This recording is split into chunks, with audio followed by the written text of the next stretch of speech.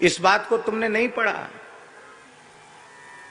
कान खोलकर सुन लो, इस पूरी धरती पर, पूरे विश्व में, पूरे संसार में नारी जगत को जैसा आदर वैदिक सनातन धर्म ने दिया है, न भूतो और न भविष्यति, ऐसा आदर दुनिया का कोई मत पंथ न दे सका है, न दे सकता है, न दे पाएगा।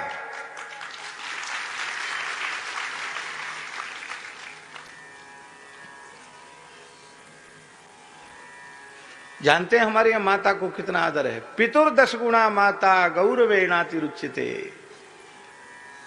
पिता से 10 गुना अधिक महत्व माता का है। आप सोचो,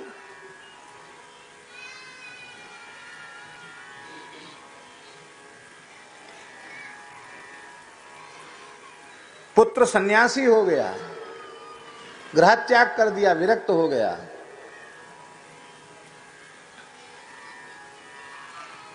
पूज्य स्वामी श्री भौमानंद जी महाराज के जैसा कोई महान तत्वज्ञानी संत हो गया और बैठकर तत्वोपदेश कर रहा है, और उस समय उस यति का जन्मदाता पिता आकर सामने बैठ जाए तो आवश्यक नहीं है कि वह यति उठ करके आसन से पिता को प्रणाम करके और तब आदर करे। हाँ, अनादर करे ये भी बात नहीं है, पर आवश्यक नहीं कि वो उठ करके प्रणाम करके उसका आदर करे। किंतु पुत्र यति है, चतुर्थाश्रमी है, दंड युक्त संन्यास उसने ले रखा है और तत्वोपदेश कर रहा है, उस काल में उसकी जन्मदात्री माता सामने आ जाए तो उस यति के लिए शास्त्र की आज्ञा है, सदंडम प्रणमेत भूमौ, दंड के सहित अपनी माता के चरणों में साष्टांग प्रणाम करना चाहिए। ऐसा आदर कहीं है किसी ग्रंथ में लिखा? आपने देखा?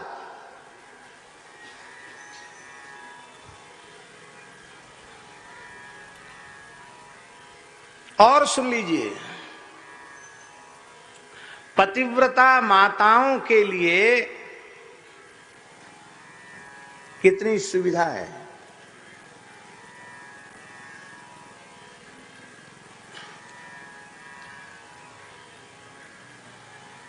पति जो कुछ धर्म कर्म दान पुण्य करेगा भगत जी, उसका आधा गृहिणी को, धर्म पत्नी को अपने आप मिल जाएगा।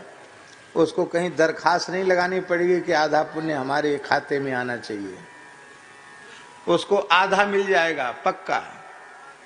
पति तीर्थ यात्रा करे, तपस्या करे, दान करे, पुण्य करे, व्रत करे, उपवास करे, जप करे, उसका आधा पुण्य पत्नी को मिल जाएगा।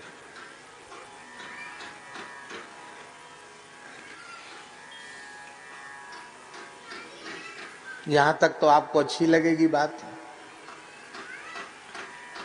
अब और आगे सुनिए,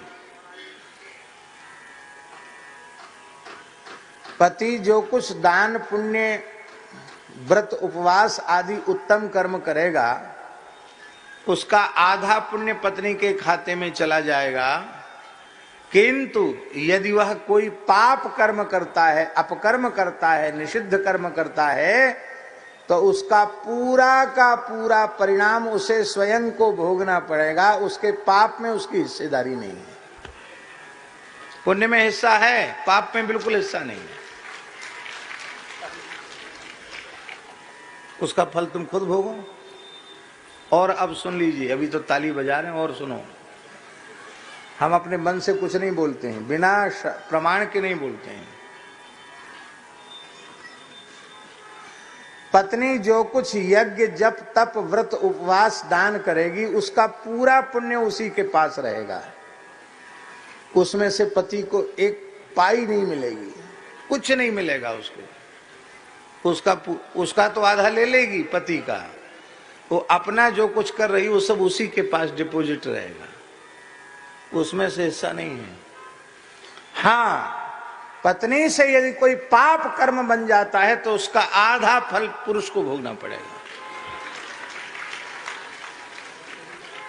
पुण्य का पूरा उसी के पास, पाप करती है तो उसका फल पति को भोगना पड़ेगा। आप लोग कहेंगे अब तो पुरुष समाज को आंदोलन करना चाहिए कि हिंदू धर्म में नारी के साथ अन्याय नहीं, पुरुष समाज के साथ अन्याय हुआ है।